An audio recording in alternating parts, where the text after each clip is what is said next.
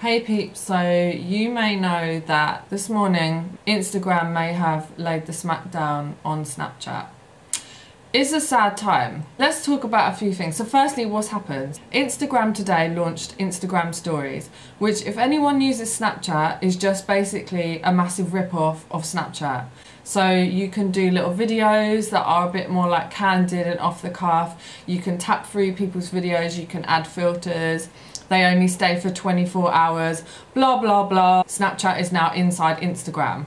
It's kind of like that fucking whatever her name is, Trump's wife that looks like a Stepford wife ripping off Michelle Obama's speech. It's basically that. That has happened in the world of social media. Now everyone's kind of like, oh my god, I can't believe that. Like no one knew it was coming. No one knew Instagram were about to do this. But if we take it back like a few months or even a year, I can't remember when it happened, but Facebook offered Snapchat $3 billion and Snapchat turned it down. Which makes me think, surely you must know that they're interested in integrating this kind of technology into their platforms. And as we all know, Facebook own Instagram. Or if you didn't know that, you know that now. Anyway, cut a long story short, Instagram has integrated Snapchat into Instagram, but it's not Snapchat, it's Instagram Stories. I've got so much to say on this, like I'm so passionate about it and also like flabbergasted about how it's gone down, but anyway. There's so many lessons to learn from what has happened here. The first one is people will go where the market is. So even though Snapchat is definitely like an emerging platform, it's still emerging, like it's still only just finding its way. And, you know, I've got quite a good following on things like Instagram, Twitter, Facebook, and my blog, blah, blah, blah. But on Snapchat, it was like taking me a long time to like build that following. And people didn't really get it. And they didn't want to download another app to kind of like try things out. And it was just kind of like, oh, it's for teenagers, da da da. People who say that are usually people that just can't be bothered to actually get with technology. But anyway, Instagram was always the market leader when it came to like visual stuff. Obviously it was different, but anyway, people are going to go where the market is. So if Instagram integrate the Snapchat functionality into Instagram, it's so much easier because they have an established market already. Like everyone has been on Instagram for years and they already have all their followers and their followers are already like looking for their pictures and their new content. So if you can put it into the same app that people are already using every day, of course it makes people's life easier. And for all those people that weren't ready to go over to Snapchat, you know, it's just put it all in one place for them. It's so much easier to find. And when you look at like someone like me or, you know, someone else who's like quite busy, haven't really got time to like be building your followings on all these different platforms, especially when you're already on one and you've got a following, you know, why not use what Instagram's offering, even though it's the same, because it's going to reach more people instantly. I haven't got to do any of the hard work. Like, so I did a few Instagram stories this morning. The amount of views that my snaps would have got within an hour, like my Instagrams had like outreached that by like 2 or 3 times.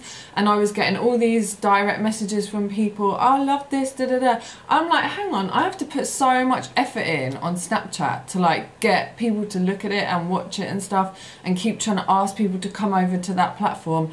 And then I'm like, hang on, Instagram just made this so easy. Like I can now just put my stories here and everyone who already follows me, you know, all nearly 7,000 people are going to see it. Whereas on Snapchat, I'm like, maybe 100 people will see it. It's kind of a no-brainer, don't you think? That's a pro point, right? Depending on how you look at it. The second thing that I've learnt from this is, and this is something that I've experienced throughout my career, like over and over and over again, it's like you cannot rely on people's morals or ethics. Like no one cares. If it comes out and it makes their life easier, they're gonna go there, they're gonna use that thing. Like don't rely on people being credible. Like yes, we can completely see that Instagram have just fully ripped off Snapchat. We can all see that. Everyone will be like, I don't know how I feel about this, I don't know how I feel about this. But it's like, you know how you feel about it. You know it's not right, but you're going to use it anyway because it's made your life easier, right? Like, I have this feeling that it's actually going to work. Sometimes when you just rip off stuff like that, it doesn't work. But I saw it in music so much, I was like, how could people like this shitty song? It sounds just like that XYZ song that came out last week. and people still like it. You can't rely on people being swayed by like what's credible or what's kind of like the right thing to do. But you know, it happens. Don't rely on people being credible or having any morals or any ethics. You know, it doesn't matter. They're gonna go where's easiest for them.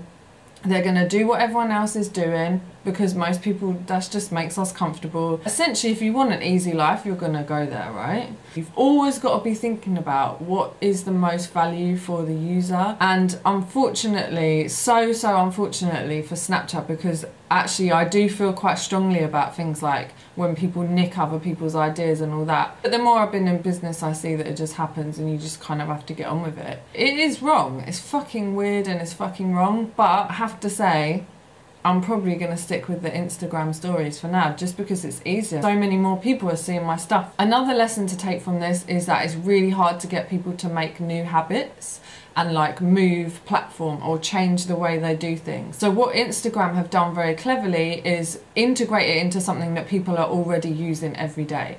So they're not asking anyone to make any new habits, download a new platform, learn a new way that a platform works and all that. It's already there. You're not having to change any of your habits. You're just going to be doing the same thing that you do every morning, which is wake up, open your eyes and go on Instagram. So they have played well into that.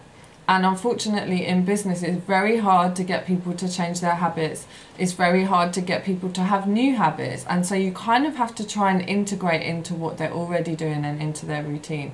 So sadly, Snapchat have kind of lost that one too. The other thing I wanted to say is, or have I said everything now? It's just blowing my mind. The whole thing is just blowing my mind. I'm so interested to see what happens over the coming weeks, over the coming months. To me, it looks like Instagram has just dunned Snapchat. Good and proper. Snapchat, you are murked, mate. I'm really interested to see how they come back from this, what they can offer that's going to bring people back to their platform. I'm just like, mate, game on.